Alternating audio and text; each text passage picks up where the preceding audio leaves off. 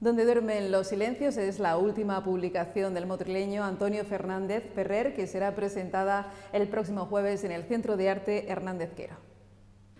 Publicado por la editorial Alulia, sale a la luz un nuevo libro de poemas, el séptimo del polifacético Antonio Fernández Ferrer, escritor, músico, ateneísta y miembro del Centro Lucini de la Canción de Autor de Granada. Donde duermen los silencios será presentado el próximo jueves en el Centro de Arte Hernández Quero. El autor nos habla de esta nueva propuesta poética en la que para su confección ha contado con personas muy cercanas a él y con gran capacidad creativa. Es la continuación a un poemario que publiqué en 2013 en editorial Alulia, que se llamaba Memoria del tiempo. Este poemario pues, me ha costado los últimos 4 años. Lo tenía más o menos todo ya preparado para haberlo presentado en el 2016, incluso el prólogo ya estaba hecho y todo, pero tenía poemas antiguos que quería recuperar para el libro y para darle la forma que lleva, ¿no? Porque está organizado en 3 libretos totalmente distintos, 3 mini poemarios dentro de lo que es el libro. El primero se llama En el ocaso de un sueño, está basado en los recuerdos, la nostalgia.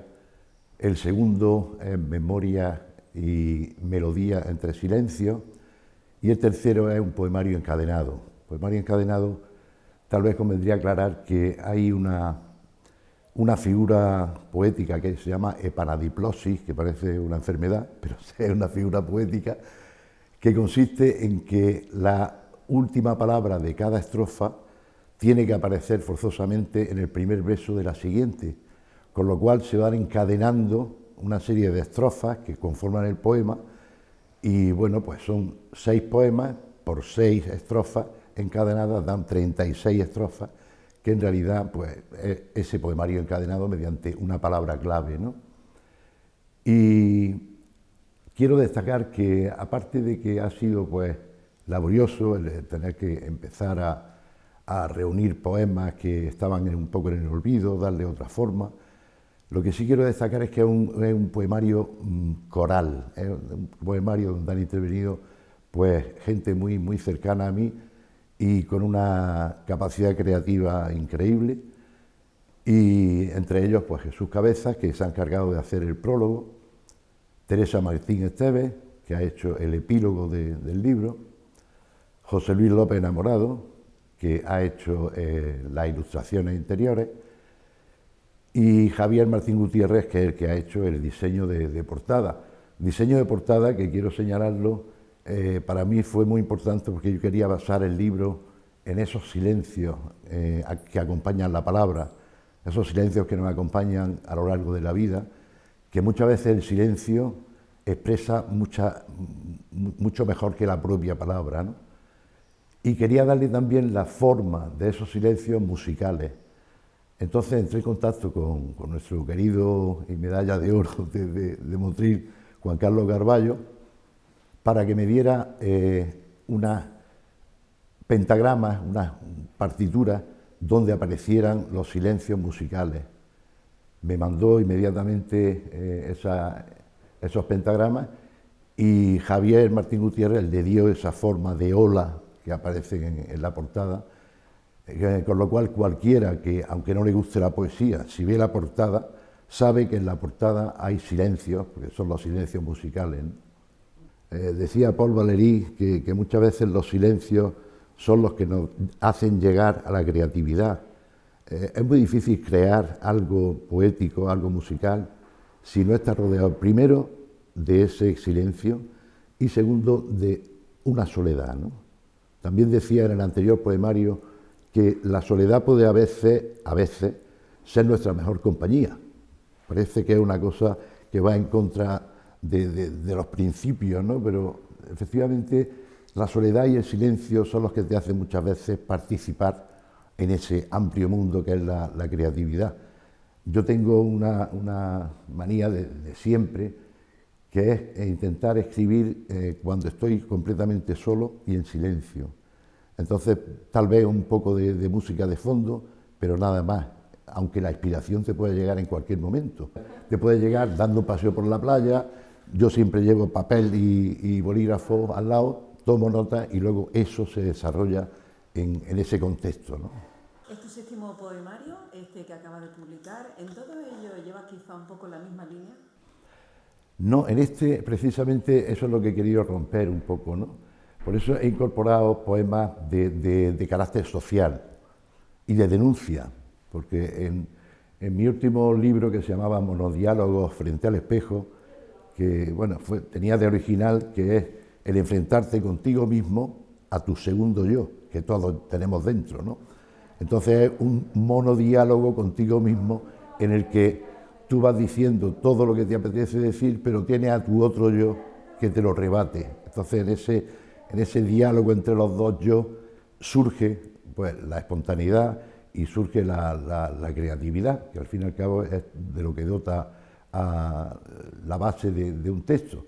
Y ya en ese libro intenté hacer poemas que cargaran las tintas sobre lo social y sobre lo político, si se me permite la expresión, ese político entre comillas. Entonces, pues hay que tomar partido. Yo creo que los poetas, ya decía Gabriel Celaya, que la poesía es un arma cargada de futuro. Tenemos que saber utilizar ese arma frente a todo lo que nos rodea, frente a toda esta incongruencia, frente a toda esta frustración que hay en la sociedad, tanto a nivel social como a nivel político. Entonces ahí pues hay varios poemas que van en esa línea, ¿no? Hay un poema que bueno, lo escribí en 2015, que se llama Saint-Denis 2015, que va dedicado a aquel atentado en Bataclan, en París, y bueno, pues ahí maldigo a esos que en nombre de la religión, o a los fanáticos de la religión, toman el nombre de ese Dios con minúscula para hacerse con la sociedad y con su miseria, ¿no? Y se basan en ese fanatismo religioso pues para cometer esa serie de atentados o de suicidios en este caso, ¿no? Y hay otro poema también que precisamente creo que lo va a leer Mercedes Ruiz, que se llama Desde el exilio, que es precisamente, no, Mercedes no, ese lo va a leer Rolando Sala, que va dedicado a Bajo el velo somalí, se llama, que es una chica somalí que asesinaron vilmente en Somalia porque se negaba a vestir el velo, ¿no? Por eso Bajo el velo somalí, y la enterraron pues de una manera impune una vez que había muerto y le pusieron 3 siglas, las siglas de su nombre. Entonces yo reivindico su nombre y sus 2 apellidos y bueno, pues, también lleva una denuncia social, o sea que eso es lo que puede diferenciar este poemario del anterior, de Memoria del tiempo. Desde no hace mucho está jubilosamente jubilado, después de haber desempeñado su profesión como profesor de didáctica del inglés y de cultura angloamericana en la Universidad de Granada y catedrático de secundaria. Es doctor en filología inglesa con una tesis sobre el corpus poético de la escritora norteamericana Emily Dickinson. Y es en este periodo de tiempo donde el autor descubre su faceta literaria. Empieza cuando empecé los estudios de filología inglesa, ¿no? Me apasionaba la poesía, sobre todo la poesía norteamericana, Walt Whitman y sobre todo Emily Dickinson, que es sobre la que hice mi tesis doctoral en la universidad. Entonces, a partir de ese contacto con esos 2 grandes, para mí, iconos de la literatura universal, en este caso en lengua inglesa, fue donde intenté ir recuperando pues, otro tipo de acercamientos. También estaba muy motivado con la Beat Generation de Allen Ginsberg, de Gregory Corso, de Ferlinghetti, de toda esta serie de autores, hasta que llegó el momento que empecé a traducirlos. Al empezar a traducirlos vi que por medio de la traducción también yo podía llegar a expresar en forma poética mis propios pensamientos y mis propios sentimientos, ¿no? Y empecé a publicar, pues el primer libro que hice fue Entre los sauces, un libro en cajón de madera, que fue un proyecto muy bonito, un libro objeto que se encargó de hacer Jaime García de Granada, y en el que se incluyeron pues, mis primeros poemas, digamos, a nivel de publicación. Ya en Almería, cuando estuvimos viviendo allí en los años 80, también colaboraba con una revista que se llama Revista Andarax, que se dedicaba a publicar a poetas, digamos, en aquella época jóvenes, ¿no? O sea, mis primeros acercamientos vinieron por ahí, ¿no? Es autor de los poemarios Entre los sauces, Cumplida ofrenda, Transparencias, En el remanso de tu oasis, Versos amarrados por silencios y memoria del tiempo. Además, ha publicado también estudios de crítica literaria, ensayos y textos monográficos como Poemario mínimo, El lenguaje poético de Emily Dickinson, Proyección didáctica del texto literario en lengua inglesa, La canción folk norteamericana, Desde el puerto de la utopía y Monodiálogos frente al espejo, así como numerosos artículos sobre literatura en lengua inglesa. Su próximo reto será traducir y publicar sus poemas en inglés. Pues sí lo he pensado, sí lo he pensado. Lo que pasa es que pasa una cosa, la traducción, yo cuando empecé a traducir a Emily Dickinson me di cuenta de que por mucho que tú respetaras la forma de escribir de esa poetisa norteamericana del siglo XIX, con sus particularidades y con sus guiones y con sus letras mayúsculas, cuando pasaban a ser leídas en español, perdían esa frescura, ¿no? Entonces lo que yo también temo de alguna forma es que al traducir al inglés mis propios poemas, pues se puedan acercar a lo que es la lengua inglesa, porque creo que no tendrían ninguna dificultad a la hora de ponerlo en lengua inglesa, pero perderían la frescura de la lengua española. Precisamente hace unos meses me pidió Miguel Ávila Cabezas, que también lo conoce porque es un gran poeta, que colaborara con su hija, porque su hija también escribe, y hizo un libro de haikus. Claro, la estructura del haiku en español tiene una cadencia, son 3 versos de 5 sílabas, 7 y 5. Y me pidió que por favor, si quería traducirlo al inglés. Yo me presté a hacerlo y de hecho se ha publicado como Haikus de Medianoche, Midnight Haikus, también en la editorial Alulia, pero choca otra vez con lo que he estado diciendo antes, ¿no? El haiku lleva una estructura de 5, 7, 5, que a la hora de ponerla en lengua inglesa no puede respetar esa estructura. Entonces el haiku se rompe precisamente porque el haiku inglés no se corresponde con el haiku español. O sea que tiene sus dificultades, pero sí, lo puedo plantear como un reto ya para próximas publicaciones, ¿no? Bueno, ahora que tienes más tiempo, ¿no? Sí, Entre comillas. ahora me falta tiempo, a pesar de estar, como hemos dicho antes, jubilosamente jubilado, ¿no? Pero no sé, yo no sé lo que pasa, que luego te falta tiempo. Yo comprendo que hay muchos compañeros míos que también, en este caso, igual que yo, pues están jubilados y a lo mejor pues no tienen esa salida hacia otros puntos, digamos, culturales que te puedan enriquecer y que te hagan la jubilación un poco más llevadera, ¿no?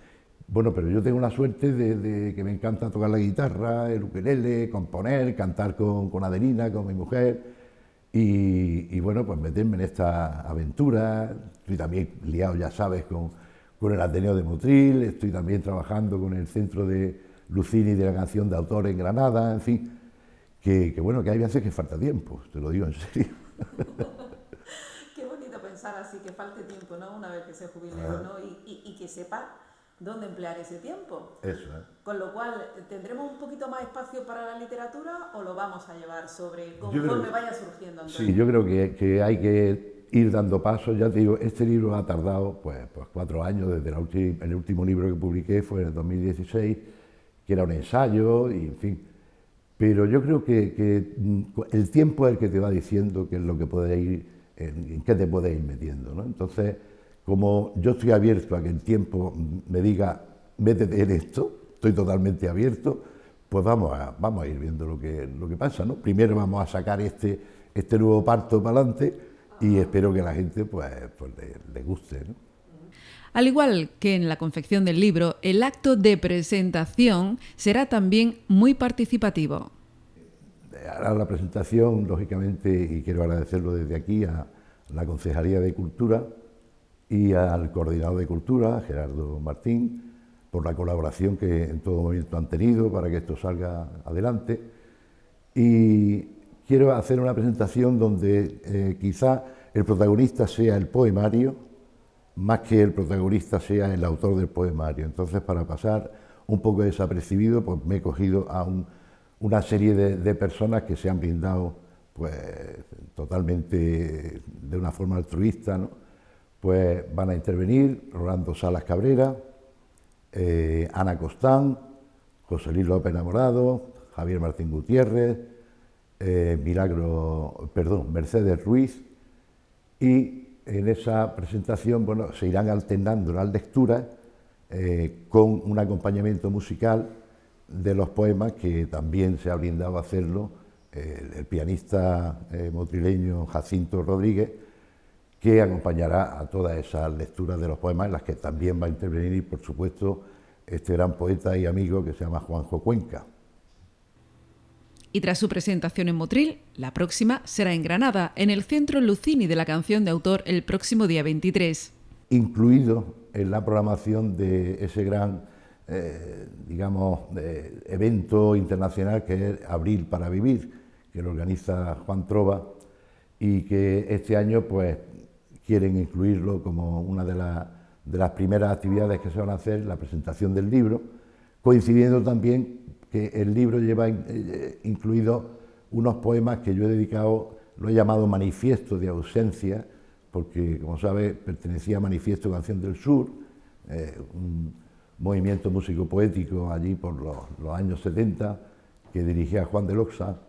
Y entonces yo he dedicado en el libro un cuádruple poema a Carlos Cano, Antonio Mata, Esteban Valdivieso y Juan de Loxa, y lo he titulado Manifiesto de Ausencia. Y bueno, seguramente en la presentación de Granada se hagan varias interpretaciones de las canciones de Carlos, de Antonio, de Esteban y de poemas de Juan de Loxa, ¿no? Entonces también será algo coral y yo espero que cuente con la aceptación de la gente, ¿no?